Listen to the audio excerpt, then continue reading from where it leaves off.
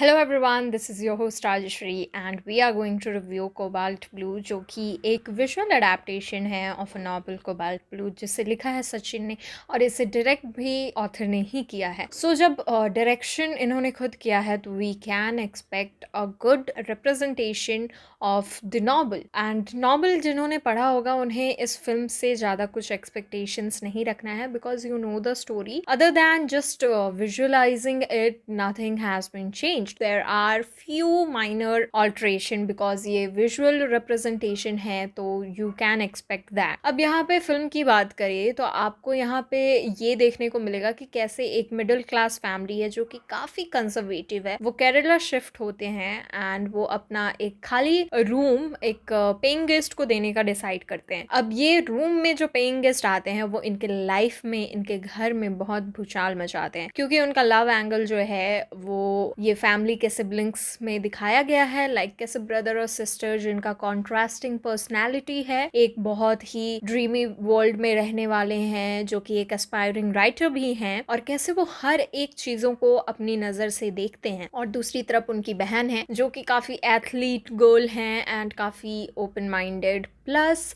काफ़ी आउटस्पोकन है, एंड इन दोनों का कैरेक्टर काफ़ी कॉन्ट्रास्टिंग है। And this Cobalt Blue here represents the contrast character as well as the love that the siblings have. Now ये दोनों सिबलिंग्स जो हैं ये टेनेंट के साथ प्यार कर बैठते हैं, बट कहानी में ट्विस्ट तब आता है जब इनकी बहन इस किराएदार के साथ भाग जाती हैं। हियर अगर हम बात करें प्रतीक बाबर की, तो अब ये काफ़ी दिनों से फिल्म नहीं कर रहे थे, लेकिन अभी इनकी बहुत सारे रिलीजेस हैं जो आने वाले दिन में हमें देखने को मिलेगा। अब ये बहुत ही स्ट्रॉन्ग पर्सनालिटी यहाँ पे दिखा रहे होते हैं एंड इनकी एक्टिंग भी आपको काफ़ी पसंद में आएगी। अगर आपने नॉवल नहीं पढ़ा है, आपको ये देखने के लिए इंटरेस्टिंग लगेगा कि what happens when both siblings fail in love with same man. ये फिल्म जो है उसी के इर्द गिर्द घूमता है एंड आपको बताने की कोशिश करेगा कि लाइक व्हाट हैपेंस जब ऐसा कोई सिचुएशन होता है। अब भाई जो है अपनी बहन से बहुत नाराज है क्योंकि वो उसके साथ भाग जाती है एंड ऑल दैट। तो ये जो क्योस है ना, ये आपको उस फिल्म से देखने को मिलेगा। अब फर्स्ट हाफ की बात करें इस फिल्म की तो आपको ऑब्वियसली नरेशन देखने को मिलेगा एंड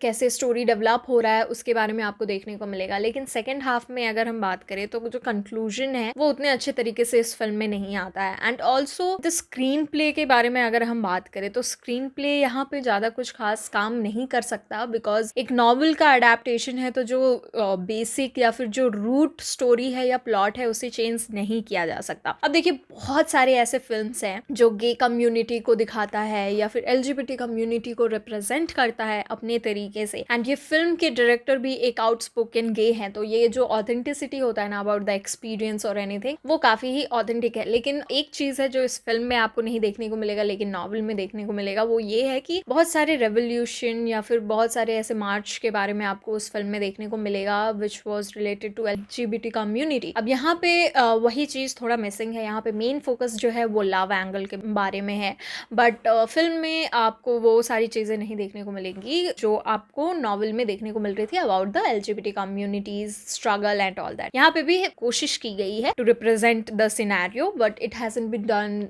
दैट ग्रेटफुल। अब ये फिल्म का रेजोल्यूशन के बारे में बात करूं तो it will leave you with an imagination. You can take it as a good thing और बैड थिंग, ये आपके ऊपर डिपेंड करता है। लाइक आपको यहाँ पे किस कैरेक्टर के साथ सिंपथाइज करना है, किस कैरेक्टर को आपको यहाँ पे लाइक यू वोंट लाइक और you consider evil, it's absolutely like audience के पर्सपेक्टिव पे डाला गया है, बट ऑल्सो क्वाइट एविडेंट चीजें भी डाली गई हैं जिससे आपको ऐसा लगेगा कि या this is evil, this is good, this is bad, ऐसे करके आपको चीजें यहाँ पे देखने को मिलेंगी। अब इस फिल्म को देखनी है या नहीं देखनी है इस पे आए तो ये फिल्म उतनी भी खास नहीं है। अगर आपने नॉवल देख रखी है तो आपको इसमें कुछ वैसे देखने को नहीं मिलेगा। एंड ऑल्सो आप बहुत सारे अगर ऐसे सोशल कॉजेस के ऊपर फिल्म देख चुके हो, like it's 2021 and it is almost over, अब 2022 आ रहा है। Like we know the community, we know the the works that has been going on, और बहुत सारे ऐसे विजुअल रिप्रेजेंटेशन हैं, बहुत सारे ऐसे फिल्म्स हैं, वेब सीरीज हैं जो इस कम्युनिटी के स्ट्रगल्स को दिखाता है, इस कम्युनिटी के रियल सिचुएशंस को रिप्रेजेंट करता है, and some of them are outstanding. अब ऐसे सिचुएशन में you are adapting a novel जो कि 2006 में लिखी गई थी, तो उसे करंट सिनेरियो के साथ भी थोड़ा सा रिलेट किया जा सकता था। Like I know you